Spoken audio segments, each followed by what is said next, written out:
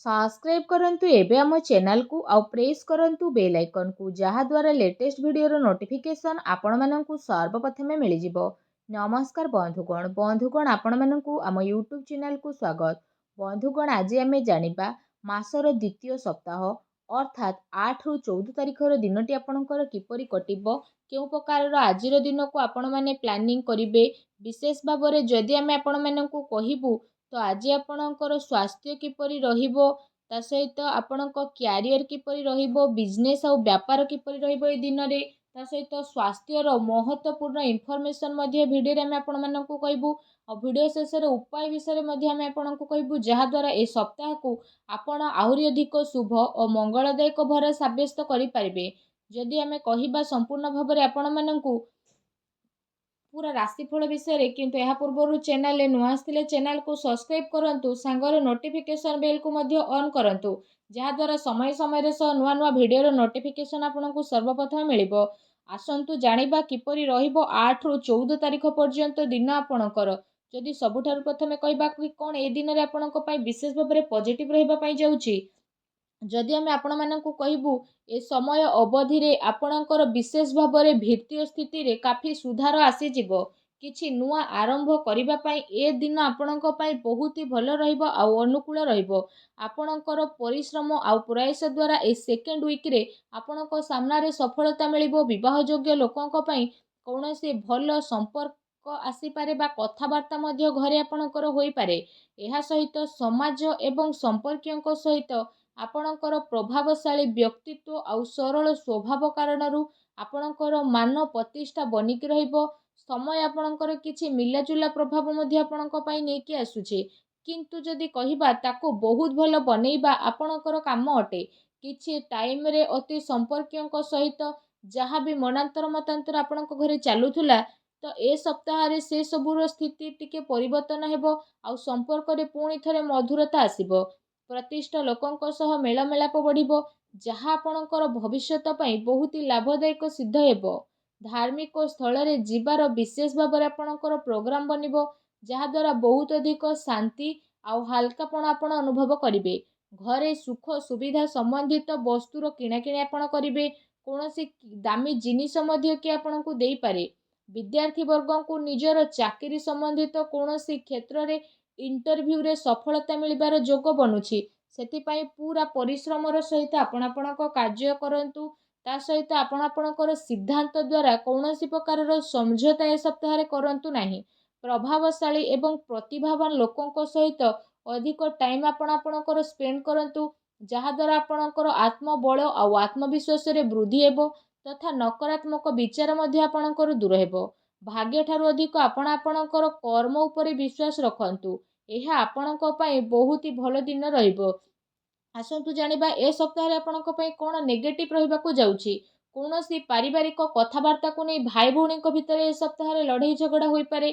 घरर वृद्धंकर परामर्श द्वारा संबंध को खराब हेबा ठारू बचेई कि रखंतु ता सहित घर नाम रे कि आपणकर नुकसान मध्य करि पारे सेति पई आपण सावधान रहंतु। घरर कोनोसी वृद्ध लोकंकर स्वास्थ्य को नै कि आपणकर मन रे चिंता रहिबो।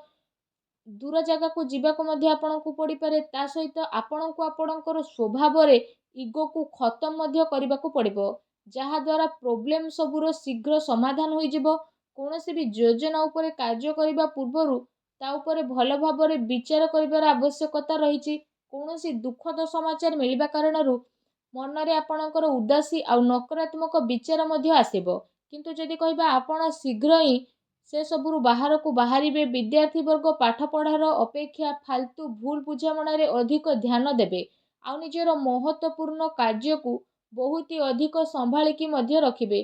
काहेकि ना जदि आमे कहिबा जदि किछि भूल करिबे आगो को आपणक पई भूल होई जिवो। घरे छोट छोट कथा रे अकारण रे चिंता आपणकर उत्पन्न हेबो तेणु अधिक क्रोध ठारू आपण दूरेई कि रुहंतु। सामाजिक गतिविधि रे अधिक ध्यान न देबा ठारू कोनोसी अति संपर्कित लोक आपणक उपरे नाराज होई पारंती। बस ए कथार आपण ध्यान न देकी निजर कर्म उपरे लागिकी रुहंतु। घरर वरिष्ठ लोकंकर मान सम्मान आपण अवश्य करंतु। ता सहित जदि सप्ताहर लव लाइफ विषय कहिबा तो जीवन साथींकर भावनार आपण सम्मान करंतु। एहा द्वारा आपणकर संबंध आहुरी अधिक मजबूत हेबो ପ୍ରେମ ସମ୍ବନ୍ଧ ଆପଣଙ୍କର ମର୍ଯ୍ୟାଦାପୂର୍ଣ୍ଣ ରହିବ। କୌଣସି ବିପରୀତ ଲିଙ୍ଗୀ ବ୍ୟକ୍ତିଙ୍କ ସହ ମିଶିବା ଦ୍ୱାରା ଆପଣଙ୍କୁ ଆଶ୍ଚର୍ଯ୍ୟଜନକ ପ୍ରସନ୍ନତା ମଧ୍ୟ ଅନୁଭବ ହେବ।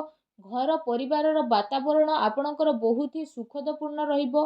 ପତି ପତ୍ନୀଙ୍କ ଆପୋଷିକ ସହଯୋଗ ଘରେ ଆପଣଙ୍କର ସୁଖ ଶାନ୍ତି ରଖିବ।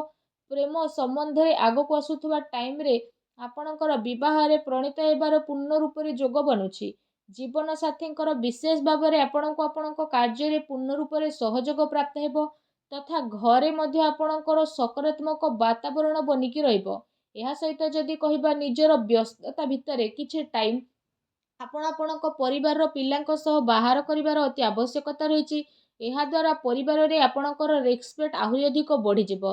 ଆସନ୍ତୁ ଜାଣିବା ଏ ଦିନରେ ଆପଣଙ୍କର ବ୍ୟବସାୟ ଓ କ୍ୟାରିୟର କିପରି ରହିବ। ବ୍ୟବସାୟରେ ଏବେ ବର୍ତ୍ତମାନ ପରିସ୍ଥିତିର ପ୍ରଭାବ ଯେହେତୁ ବନୁଛି ତ ଧନ ସମ୍ପତ୍ତି ତ ଲେଣ ଦେଣରେ ବହୁତ ଅଧିକ ଆପଣ ସାବଧାନତା ରଖନ୍ତୁ, କାରଣ ଧୋକା ହେବାର ସମ୍ଭାବନା ମଧ୍ୟ ବନୁଛି। ଚାକିରି ପେଶା ବ୍ୟକ୍ତିଙ୍କର ଅଫିସର ମାହୋଲ ବହୁତ ହିଁ ଶାନ୍ତିପୂର୍ଣ୍ଣ ରହିବ। ବିଶେଷ ଭାବରେ କାର୍ଯ୍ୟକ୍ଷେତ୍ରରେ ଯଦି କୌଣସି ପ୍ରକାରର ନିବେଶ କରିବା ପାଇଁ ଆପଣ ଚାହୁଁଛନ୍ତି ତ ସେସବୁ କାର୍ଯ୍ୟକୁ ଆପଣ ବହୁତ ହି ଗମ୍ଭୀରତାର ସହିତ ଜାଣିବେ। ଏହାଦ୍ୱାରା ଆପଣଙ୍କୁ ବହୁତ ଭଲ ରେଜଲ୍ଟ ମଧ୍ୟ ପ୍ରାପ୍ତ ହେବ ଆଉ ଏହା ଆପଣଙ୍କ ପାଇଁ ବହୁତ ହି ଭଲ ରହିବ। ଚାକିରିରେ ନୂଆ ସମ୍ଭାବନା ମିଳିବାର ବହୁତ ଅଧିକ ଆଶା ରହିଛି। ଏହା ସହିତ କାର୍ଯ୍ୟକ୍ଷେତ୍ରରେ ଅନ୍ୟର ହସ୍ତକ୍ଷେପ ଦ୍ୱାରା କର୍ମଚାରୀଙ୍କ ଭିତରେ ମତାନ୍ତର ମନାନ୍ତର ହୋଇପାରେ। ସେଥିପାଇଁ ନିଜର ନିର୍ଣ୍ଣୟକୁ ପ୍ରାଥମିକତା ଦିଅନ୍ତୁ ତଥା ବ୍ୟବସାୟିକ ଗତିବିଧିରେ ନିଜର କଡ଼ା ନଜର ରଖନ୍ତୁ। ଏହା ସହ ଚାକିରି ପେଶା ବ୍ୟକ୍ତି ମଧ୍ୟ ଅଫିସରେ ପଲିଟିକ୍ସର ଶିକାର ମଧ୍ୟ ହୋଇପାରନ୍ତି, ତେଣୁ ଟିକେ ସାବଧାନ ରୁହନ୍ତୁ। ଏହା ସହିତ ଏ ଦିନରେ ଆପଣ କୌଣସି କାରଣରୁ କାର୍ଯ୍ୟ କ୍ଷେତ୍ରରେ ଅଧିକ ସମୟ ଦେଇପାରିବେ ନାହିଁ ତଥା ସହଯୋଗୀ ଏବଂ କର୍ମଚାରୀଙ୍କର ଆପଣଙ୍କୁ ଉଚିତ ସପୋର୍ଟ ମଧ୍ୟ ମିଳିବ।